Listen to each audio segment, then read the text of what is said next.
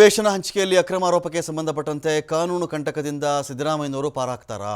Lokayukta B report ತಿರಸ್ಕಾರ ಆಗುತ್ತಾ ಅಥವಾ ಅಂಗೀಕಾರ ಆಗಿಬಿಡುತ್ತಾ ಇಲ್ಲಿ ಅಂತ ಲೋಕಾಯುಕ್ತ ಬಿ ರಿಪೋರ್ಟನ್ನೇ ಕ್ವಶ್ಚನ್ ಮಾಡಿರ್ತಕ್ಕಂಥ ವಿಚಾರ ಇದೆ. ಹೇಗೆ ಲೋಕಾಯುಕ್ತ ಬಿ ರಿಪೋರ್ಟ್ ಹಾಕ್ಬಿಟ್ರಲ್ಲಿ ಸಿದ್ದರಾಮಯ್ಯನವರ ಫ್ಯಾಮಿಲಿ ಈ ಸೈಟ್ಗಳನ್ನು ಪಡೆದುಕೊಂಡಿರಲಿಲ್ವಾ, ಇದನ್ನು ನೀವು ಮತ್ತೆ ತನಿಖೆ ಮಾಡಿಸ್ಬೇಕು, ಹಾಗೆ ಹೀಗೆ ಅಂತೆಲ್ಲ ಅರ್ಜಿ ಹೋಗಿತ್ತಲ್ಲ. ಕೆಲವೇ ಕ್ಷಣಗಳಲ್ಲಿ ಇದೇ ವಿಚಾರಕ್ಕೆ ಸಂಬಂಧಪಟ್ಟಂತೆ ಜನಪ್ರತಿನಿಧಿಗಳ ಕೋರ್ಟ್ ಆದೇಶವನ್ನು ಮಾಡ್ತಾ ಇದೆ. ಬಿ ರಿಪೋರ್ಟ್ ಅಂತ ಬಂದರೆ ಇಷ್ಟೇ, ಇವ್ರ ಪಾತ್ರ ಇದರಲ್ಲಿ ಏನೂ ಇಲ್ಲ, ಅಥವಾ ಸಾಕ್ಷ್ಯಾಧಾರಗಳು ಇದರಲ್ಲಿ ಏನೂ ಸಿಕ್ಕಲಿಲ್ಲ, ನಮಗೆ ಇವರೇನೋ ಮಾಡಿದ್ದಾರೆ ಅಂತ ನೀವು ಆರೋಪ ಮಾಡಿದ್ದೀರಲ್ಲಪ್ಪ, ಅದಕ್ಕೆ ನಾವು ಸಾಕ್ಷ್ಯಾಧಾರಗಳನ್ನು ಕಲೆ ಹಾಕೋಕ್ಕೆ ಹೋದಾಗ ನಮಗೇನು ಸಿಕ್ಕಲಿಲ್ಲ, ಹಾಗಾಗಿ ಇವ್ರ ಬಗ್ಗೆ ನಮ್ಮದೇನೂ ತಕರಾರಿಲ್ಲ, ಇಲ್ಲಿ ಇವ್ರದ್ದೇನೂ ತಪ್ಪಿಲ್ಲ, ಇಲ್ಲಿ ಇವ್ರು ನಿರ್ದೋಷಿಗಳು ಅಂಥೇಳಿ ಒಂದು ರಿಪೋರ್ಟನ್ನು ಸಲ್ಲಿಸ್ತಾರೆ. ಇದಕ್ಕೆ ಸಂಬಂಧಪಟ್ಟಂತೆ ರಿಪೋರ್ಟ್ ಸಲ್ಲಿಸೋದು ಮಾತ್ರ ಅದು ಅಂತಿಮ ಆಗಬೇಕಾ? ಇಲ್ಲ, ಆ ಕಡೆಯಿಂದ ವಾದ ಮಾಡ್ತಾರಲ್ಲ ಇಂತಿಂಥ ಸಾಕ್ಷಿ ಇದೆ ಅಂಥೇಳಿ, ಇವೆರಡನ್ನೂ ಮನಗಂಡೇ ಕೋರ್ಟ್ ತೀರ್ಮಾನವನ್ನು ಕೊಟ್ಟಿರುತ್ತೆ. ಆದರೆ ಇದೀಗ ಕೆಲವೇ ಕ್ಷಣಗಳು ಇದನ್ನು ಕೂಡ ಕ್ವಶ್ಚನ್ ಮಾಡಿದರು. ಜನಪ್ರತಿನಿಧಿಗಳ ಕೋರ್ಟ್ ಆದೇಶವನ್ನು ಕೊಡುತ್ತೆ ಕೆಲವೇ ಕ್ಷಣಗಳಲ್ಲಿ. ಲೋಕಾಯುಕ್ತ ಬಿ ರಿಪೋರ್ಟನ್ನು ಇಡಿ ಅಧಿಕಾರಿಗಳು ಕ್ವಶ್ಚನ್ ಮಾಡಿದರು. ಇಲ್ಲಿ ಬಿ ರಿಪೋರ್ಟ್ ಕುರಿತು ಕೆಲವೇ ಕ್ಷಣಗಳಲ್ಲಿ ಅಂತಿಮ ಆದೇಶ ಬರಲಿದೆ. ಜನಪ್ರತಿನಿಧಿಗಳ ಕೋರ್ಟ್ನ ಆದೇಶದ ಕಡೆಗೆ ಎಲ್ಲರ ಗಮನ ಇದೆ.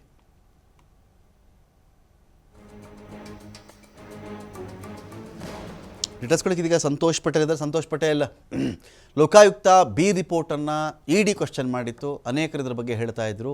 ಈ ಮುಡಾ ಕೇಸ್ಗೆ ಸಂಬಂಧಪಟ್ಟಂತೆ ಇಡಿ ಇಲ್ಲಿ ವಿಚಾರಣೆ ಮಾಡಲಿಕ್ಕೆ, ತನಿಖೆ ಮಾಡಲಿಕ್ಕೆ ಏನೂ ಇಲ್ಲ, ಅದರ ವ್ಯಾಪ್ತಿನೇ ಬೇರೆ, ಇದರ ವ್ಯಾಪ್ತಿನೇ ಬೇರೆ ಅಂತ ಇತ್ತು.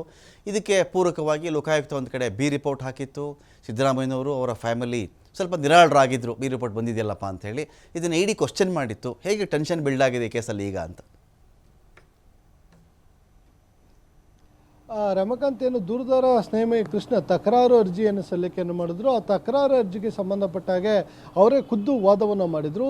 ಸೊ ಈ ವಾದದಲ್ಲಿ ಪ್ರಮುಖವಾಗಿರುವಂಥ ಅಂಶಗಳೇನಂತ ಹೇಳಿದ್ರೆ, ಲೋಕಾಯುಕ್ತ ಅಧಿಕಾರಿಗಳು ಏನು ಬಿ ರಿಪೋರ್ಟನ್ನು ಸಲ್ಲಿಕೆಯನ್ನು ಮಾಡಿದ್ದಾರೆ, ಈ ರಿಪೋರ್ಟನ್ನು ಸಲ್ಲಿಕೆ ಮಾಡಿರುವಂಥದ್ದು ಸರಿಯಾದ ರೀತಿಯಲ್ಲಿ ತನಿಖೆ ಆಗಿಲ್ಲ, ಪಾರದರ್ಶಕವಾಗಿ ಈ ತನಿಖೆಯನ್ನು ಮಾಡಿಲ್ಲ. ಕೆಲ ಅಂಶಗಳನ್ನು ಬಿಟ್ಟು ಲೋಕಾಯುಕ್ತ ಅಧಿಕಾರಿಗಳು ತನಿಖೆಯನ್ನು ನಡೆಸಿ ಬಿ ರಿಪೋರ್ಟನ್ನು ಸಲ್ಲಿಕೆಯನ್ನು ಮಾಡಿದ್ದಾರೆ ಅಂತೇಳಿ ಇವರು ತಕರಾರು ಅರ್ಜಿಯನ್ನು ಸಲ್ಲಿಕೆಯನ್ನು ಮಾಡ್ತಾರೆ.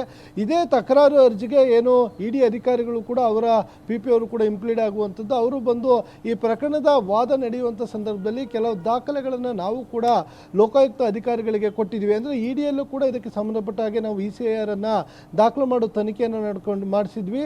ಈ ಸಂದರ್ಭದಲ್ಲಿ ಸಿಕ್ಕಂಥ ಕೆಲ ಪ್ರಮುಖ ಅಂಶಗಳು ಅಂದರೆ, ಮೂಡದಲ್ಲಿ ನಡೆದಿರುವಂಥ ಸಿದ್ದರಾಮಯ್ಯ ಮತ್ತು ಅವರ ಕುಟುಂಬದ ವಿರುದ್ಧ ಸಿಕ್ಕಿರುವಂಥ ಸಾಕ್ಷ್ಯಾಧಾರಗಳನ್ನು ನಾವು ಲೋಕಾಯುಕ್ತ ಅಧಿಕಾರಿಗಳಿಗೆ ಕೊಟ್ಟಿದ್ವಿ. ಆದರೆ ಲೋಕಾಯುಕ್ತ ಅಧಿಕಾರಿಗಳು ಅದರಲ್ಲಿ ಪ್ರಮುಖವಾದ ಕೆಲ ಅಂಶಗಳನ್ನು, ದಾಖಲೆಗಳನ್ನು ಬಿಟ್ಟು ಅವರು ತನಿಖೆಯನ್ನು ಮಾಡಿ ಬಿ ರಿಪೋರ್ಟನ್ನು ಸಲ್ಲಿಕೆಯನ್ನು ಮಾಡಿದ್ದಾರೆ. ಸೊ ಅವರು ಮಾಡಿರುವ ತನಿಖೆಯಲ್ಲಿ ಆ ರೀತಿಯಾಗಿ ಕಾಣ್ತಾ ಇದೆ. ಆದರೆ ನಮ್ಮ ತನಿಖಾ ವೇಳೆಯಲ್ಲಿ ಸಿದ್ದರಾಮಯ್ಯ ಮತ್ತು ಅವರ ಕುಟುಂಬ ಇಡೀ ಪ್ರಕರಣದಲ್ಲಿ ಇನ್ವಾಲ್ವ್ ಆಗಿರುವಂಥದ್ದು ಕಂಡು ಬರ್ತಾ ಇದೆ ಅಂತ ಹೇಳಿ ಅವರು ಕೂಡ ಅದಕ್ಕೆ ಪೂರಕವಾದ ದಾಖಲೆಗಳನ್ನು ಕೂಡ ನಾವು ಲೋಕಾಯುಕ್ತ ಕೊಟ್ಟಿದ್ದೀವಿ. ಆದರೆ ಅದನ್ನು ಅವರು ಎಷ್ಟರ ಮಟ್ಟಿಗೆ ಪರಿಗಣನೆಗೆ ತೆಗೆದುಕೊಂಡಿದ್ದಾರೆ ಅನ್ನೋದ್ರ ಬಗ್ಗೆ ನಮಗೆ ಗೊತ್ತಾಗ್ತಾ ಇಲ್ಲ. ಸೊ ಅಲ್ಲಿ ಸಿದ್ದರಾಮಯ್ಯ ಮತ್ತು ಅವರ ಕುಟುಂಬದವರ ತಪ್ಪು ಕಾಣ್ತಾ ಇದ್ದರೂ ಕೂಡ ಇವರು ಅದನ್ನು ಸಿದ್ದರಾಮಯ್ಯ ಅವರ ಪ್ರಭಾವಕ್ಕೊಳಗಾಗಿದ್ದಾರೋ, ಇಲ್ಲ ರಾಜ್ಯ ಸರ್ಕಾರದ ಅಧೀನದ ಒಂದು ತನಿಖಾ ಸಂಸ್ಥೆ ಆಗಿರೋ ಹಿನ್ನೆಲೆಯಲ್ಲಿ ಅವರ ವಿರುದ್ಧ ಬಿ ರಿಪೋರ್ಟನ್ನು ಸಲ್ಲಿಕೆಯನ್ನು ಮಾಡಿದ್ರು ಅಂತ ಅನುಮಾನಗಳಿದೆ ಅಂತ ಹೇಳಿ ಅವರು ಕೂಡ ತಕರಾರು ಅರ್ಜಿ ಏನು ಸ್ನೇಹಮಯಿ ಕೃಷ್ಣ ಅವರು ಹಾಕಿದ್ರು, ಅದರ ಜೊತೆಗೆ ಸೂಕ್ತವಾದ ದಾಖಲೆಗಳನ್ನು ಕೊಟ್ಟಿದ್ರು. ಸೊ ಇದೀಗ ನ್ಯಾಯಾಲಯ ಅರ್ಜಿಯನ್ನು ಕೈಗೆತ್ತಿಕೊಳ್ಳುತ್ತೆ. ಅದರ ಅಂತಿಮ ತೀರ್ಪಿರುವಂಥದ್ದು ಇವತ್ತು. ಆ ತೀರ್ಪಿನಲ್ಲಿ ಈ ಪ್ರಕರಣಕ್ಕೆ ಸಂಬಂಧಪಟ್ಟ ಹಾಗೆ ಲೋಕಾಯುಕ್ತ ಅಧಿಕಾರಿಗಳು ಸಲ್ಲಿಕೆ ಮಾಡಿರುವಂತಹ ಬಿ ರಿಪೋರ್ಟ್ ವರದಿಯನ್ನು ಅಕ್ಸೆಪ್ಟ್ ಮಾಡುತ್ತಾ, ಇಲ್ಲ ಅಂದರೆ ಅದನ್ನು ಪೆಂಡಿಂಗ್ ಇಟ್ಟು ಏನು ಇಡಿ ಅಧಿಕಾರಿಗಳು ಸ್ನೇಹಮಯಿ ಕೃಷ್ಣ ಕೊಟ್ಟಿರುವಂಥ ಪ್ರಮುಖವಾದ ದಾಖಲೆಗಳೇನಿರುತ್ತೆ, ಸಾಕ್ಷ್ಯಾಧಾರಗಳೇನಿರುತ್ತೆ, ಅದನ್ನು ಪರಿಗಣನೆಗೆ ತೆಗೆದುಕೊಂಡು ಕೋರ್ಟು ಫರ್ದರ್ ಇನ್ವೆಸ್ಟಿಗೇಷನ್ಗೆ ಆರ್ಡರ್ ಮಾಡುತ್ತಾ ಅನ್ನೋದನ್ನ ಕಾಯ್ದು ನೋಡಬೇಕಾಗುತ್ತೆ. ಫರ್ದರ್ ಇನ್ವೆಸ್ಟಿಗೇಷನ್ ಇವರು ಕೊಡಿರುವಂತಹ ದಾಖಲಾತಿಗಳನ್ನು ಆಧಾರವಾಗಿ ಇಟ್ಕೊಂಡು ಒಂದು ಇಂತಿಷ್ಟು ನಿಗದಿತ ಸಮಯದ ಒಳಗಡೆ ನೀವು ಈ ವರದಿಯನ್ನು ನ್ಯಾಯಾಲಯಕ್ಕೆ ಸಲ್ಲಿಸಬೇಕು ಅಂತ ಸೂಚಿಸುವ ಸಾಧ್ಯತೆ ಇರುತ್ತೆ. ಇಲ್ಲ ಅಂತ ಹೇಳಿದ್ರೆ ಬಿ ರಿಪೋರ್ಟನ್ನು ಅಕ್ಸೆಪ್ಟ್ ಮಾಡಿಕೊಂಡ್ರೆ ದೂರುದಾರರು ಅಪ್ಪರ್ ಕೋರ್ಟ್ಗೆ ಹೋಗಿ ಅಪೀಲನ್ನು ಹಾಕಬೇಕಾಗುತ್ತೆ. Ramakant, okay, thank you Santosh.